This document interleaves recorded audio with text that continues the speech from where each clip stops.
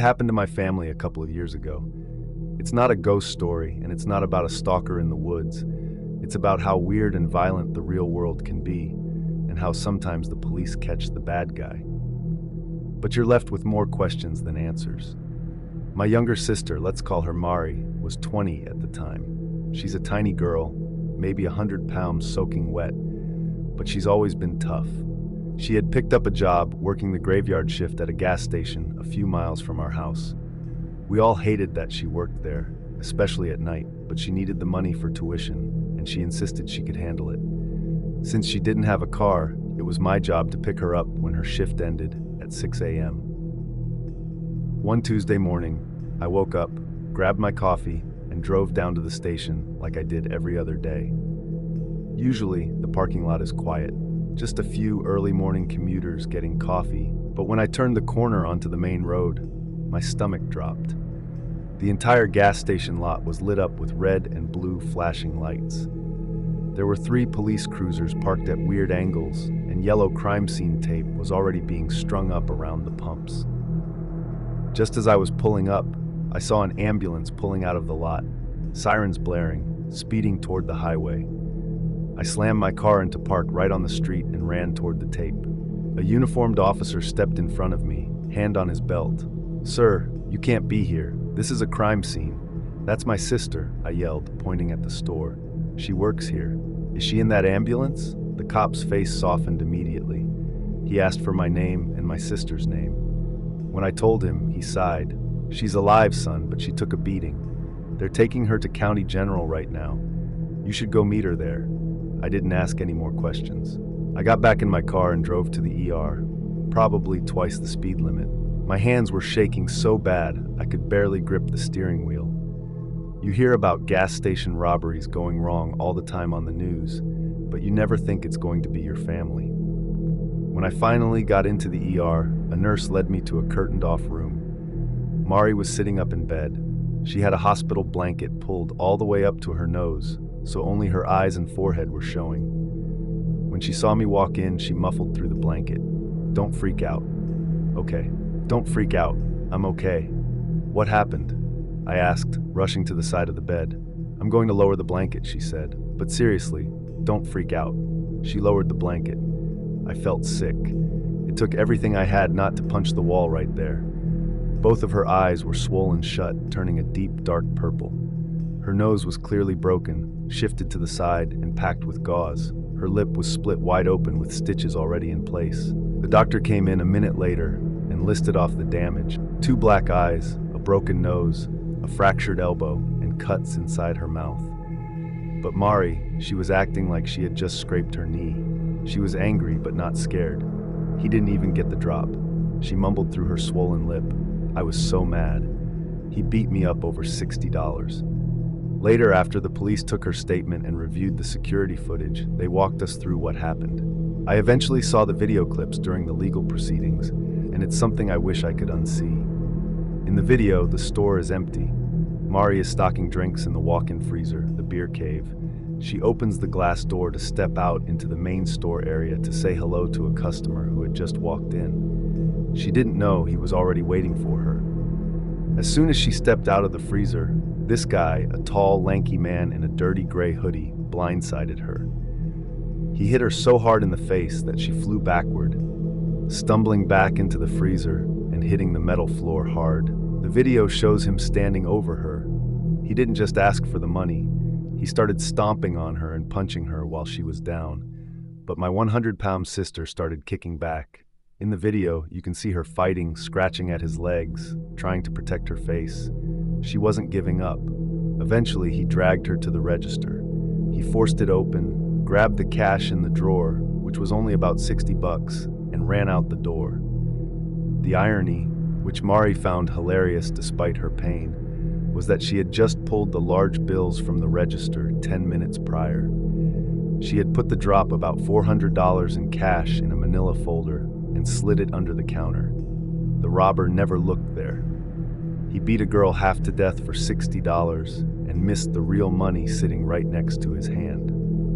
Here is where the story gets unsettling. The police caught the guy about 20 minutes later. He was on foot running through a neighborhood a few blocks away. It was pretty open and shut. He matched the description. He had the $60 in his pocket and he had bruised knuckles. But there was one major piece of evidence. I was covered in blood. His shirt, his hands, his pants soaked in it. The police assumed obviously that it was Mari's blood. He had beaten her brutally and her nose and lip had bled a lot. They took his clothes into evidence, arrested him, and the DA prepared for trial. A few weeks later, we got a call from the detective handling the case. He sounded confused. They had sent the bloody clothes to the lab for DNA testing just to make the case airtight for the jury. They wanted to prove the blood on him belonged to my sister. The results came back negative. The blood on his shirt didn't belong to Mari. Okay, I said to the detective, so he cut himself during the fight. Is it his blood? No, the detective said. We tested it against his DNA. It's not his blood either. I went cold. The man had walked into that gas station covered in fresh blood that belonged to a third person. My sister's blood was on his knuckles, sure. But the large amounts of blood soaking his shirt and pants belonged to someone else, an unknown male. They grilled the guy for days. They tried to get him to confess to another crime. They checked reports of muggings, stabbings, and assaults in the area from that night. They looked for missing persons. Nothing. To this day, nobody knows whose blood that was. The guy is in prison now for assault and robbery. He never talked. But every time I think about that night, I don't just think about my sister fighting for her life in that freezer. I think about the fact that 10 minutes before he walked into that gas station, he had been somewhere else doing something to someone else that left him covered in blood. And whoever that person was, they were never found. Before we dive into the next story, if you're visiting our channel for the first time, don't forget to hit the subscribe button and turn on the bell icon to stay updated with our upcoming scary stories. This happened a few years ago when I was 18. But I can still remember the feeling of cold adrenaline hitting my stomach like it was yesterday. It's one of those experiences that changes how you look at people and definitely changes how safe you feel in your own car. At the time, I was a bit of a night owl. I often stayed up playing video games or watching movies until the sun came up. It was a Tuesday night, technically Wednesday morning, around 4 a.m. I suddenly got hit with a massive craving for junk food. We didn't have anything good in the house, just ingredients for actual meals. And I wasn't in the mood to cook. I decided to make a run to the 24-hour gas station about 2 miles from my house.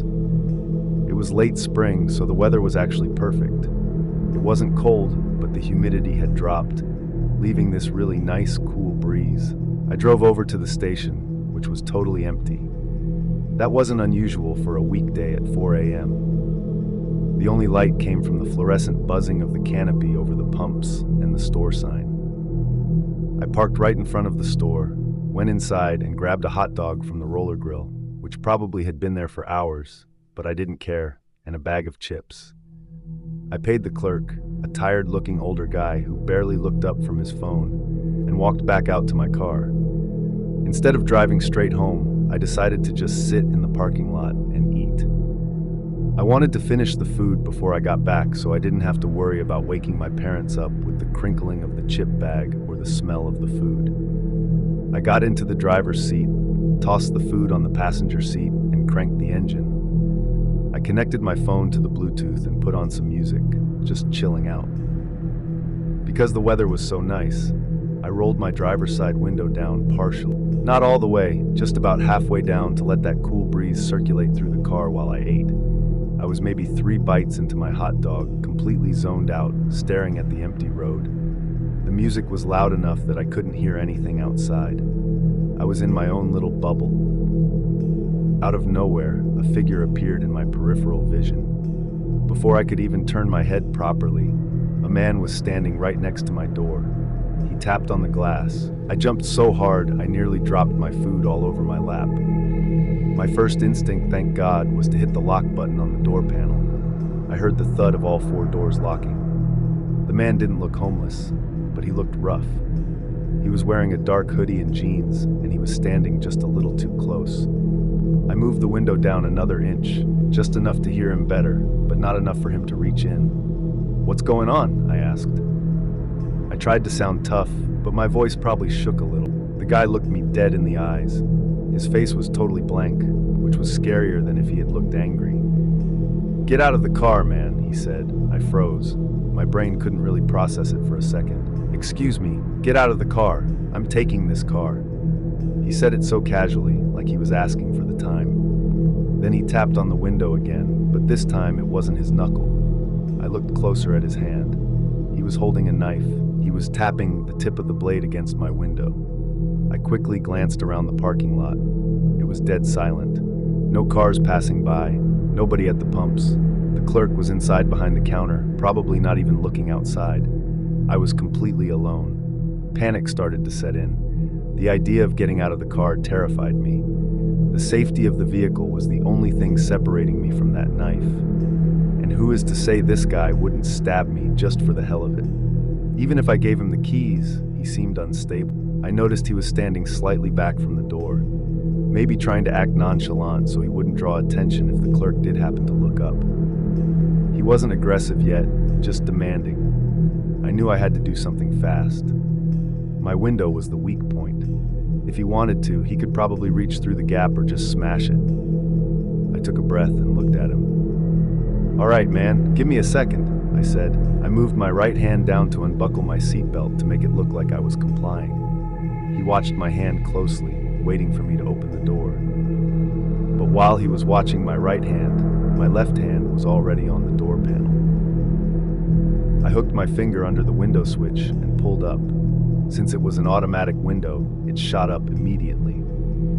It took the guy a split second to realize what was happening. His eyes went wide with rage. He lunged forward and tried to jab the knife through the closing gap. He missed the opening by a fraction of a second. The tip of the knife dragged across the glass, making a horrible scratching sound, but the window sealed shut. He immediately grabbed the door handle and started shaking it violently, screaming something I couldn't hear over my music and the blood pounding in my ears. Of course, the door was locked. I didn't wait another second. I slammed the car into reverse and stomped on the gas. I peeled backward out of the spot. The guy chased me for a few steps, waving the knife in the air, shouting at me, but he quickly realized he wasn't going to catch a moving car. He stopped and just stared at me. As I swung the car around to face the exit, I looked toward the store. I could see the clerk standing behind the glass, phone pressed to his ear, looking directly at the guy. He had seen it. I slowed down just for a second as I passed the guy.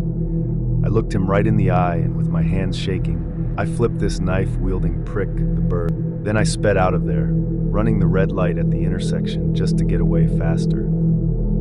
I drove straight home, constantly checking my rearview mirror to make sure no headlights were following me. When I got inside, I locked the front door and called the police. An officer came by a little later to take a statement. He told me that they had already received a call from the gas station clerk about the incident. The guy had run off into the woods behind the station as soon as he saw me drive away. Because the clerk and I both gave statements, they got a really solid description of him, but as far as I know, they never caught him. I never heard anything else about it. It was 1992 or 1993. I was around 12 years old at the time. My family, my mom, my dad, and I were driving down to Virginia to visit some relatives. If you remember road trips back then, it was different.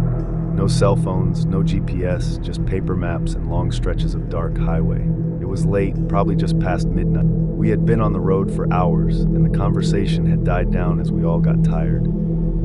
My mom broke the silence by saying she really needed to use the bathroom. My dad nodded and said he'd pull over at the next spot we saw. A few miles later, we saw a sign for a rest area that also had a gas station attached to it. It was one of those older, isolated stops right off the interstate, surrounded by thick woods. The place looked open, but it was dim. The fluorescent lights under the gas canopy were flickering a bit, giving everything a sickly yellow tint. There were maybe 2 semi-trucks parked way off in the back, sleeping, but the car parking lot was basically empty. My dad pulled up right to the front of the main building so my mom wouldn't have to walk far. "I'll go park the car and pump some gas while we're stopped," he said. My mom hopped out and headed for the door. I decided I wanted to grab a drink or maybe a candy bar, so I unbuckled and followed her a few seconds later. My dad drove off to the pumps, which were situated a bit to the side of the main building. I walked through the double glass doors into the lobby area. It was quiet, the kind of quiet that feels heavy. To the left was a small convenience store area where a clerk was usually sitting, but I didn't see anyone behind the counter immediately. To the right was a hallway leading to the restrooms.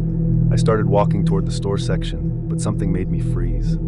Coming out of the hallway on the right was a man. He was huge, easily 6'5", broad shoulders, wearing dirty work clothes. But that wasn't what stopped my heart. He was carrying my mother over his shoulder. He held her like she was nothing, like a sack of flour. My mom is a small woman, barely 5'2", but seeing her draped over this giant man's shoulder was the most terrifying thing I have ever seen. The scariest part was the silence. My mom wasn't kicking. She wasn't screaming. She was just limp. Her face turned toward me. Her eyes were wide open, staring right at me. It was a look of pure shock and terror mixed together. She looked paralyzed. The man was walking calmly, not running, heading toward the side exit that led to the dark side of the building, away from the gas pumps where my dad was. For a split second, my brain couldn't understand what I was seeing. Then the adrenaline hit. I screamed. I screamed louder than I ever have in my life. "Dad." The man didn't even flinch at my scream. He just kept walking with that same terrifyingly calm pace. Behind me, the front doors burst open. My dad had just finished initiating the pump and was coming in to join us. He saw me pointing, saw the man, and saw his wife over the stranger's shoulder. My dad didn't hesitate. He let out a roar and sprinted at the guy. The man stopped. He didn't turn around to fight. He just realized the gig was up. He abruptly leaned forward and dropped my mom onto the linoleum floor. Without saying a word or looking back, he pushed open the side exit door and walked out into the darkness. My dad skidded to a stop next to my mom, checking if she was okay, then looked at the door. He wanted to chase him, I could tell, but he couldn't leave us alone. "Lock the doors," he yelled at me.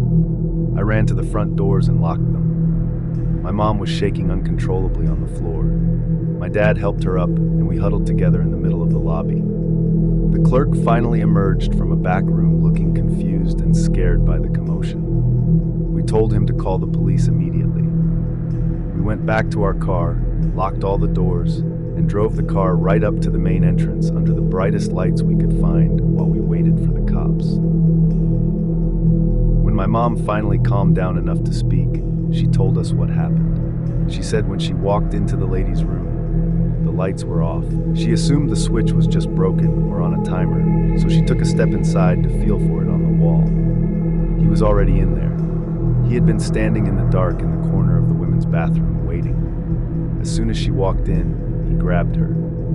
She said he squeezed her so hard the wind was knocked out of her, which is why she couldn't scream. He told her if she made a sound, he'd kill her right there. He was carrying her out to his vehicle. The police arrived about 15 minutes later. They searched the area, but the man was gone. There were tire tracks on the side road behind the gas station, suggesting he had a car waiting right outside that exit. We didn't finish the drive that night. We drove to the nearest town and stayed at a motel. None of us slept. We pushed the dresser in front of the door. The next morning, my parents went to the police station. They had my mom look through binders of mugshots to see if she could identify the guy. She spent an hour flipping through pages, but she didn't recognize anyone. He wasn't in the system, or at least not in that county system. We never found out who he was.